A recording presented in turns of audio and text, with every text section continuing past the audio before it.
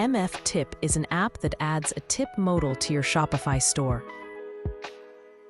Shopify's native tipping feature offers very limited customization.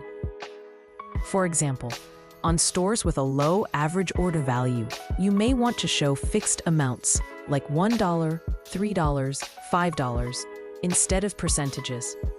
But the native tipping feature can't do that. The custom tip input, where customers can enter any amount, is handy, but sometimes you may want to hide it to keep the UI simple. That isn't possible with the native feature either. If you're looking for a flexible tipping app, consider MF Tip. MF Tip shows a pop-up just before the checkout page to encourage customers to leave a tip. You can display fixed amount tips, change options based on the cart value, or hide the pop-up under certain conditions, things the standard feature can't do.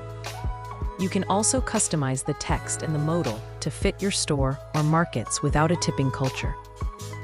Phrases like "small thanks" or "buy me a coffee" work well. Boost your tip revenue with MF Tip.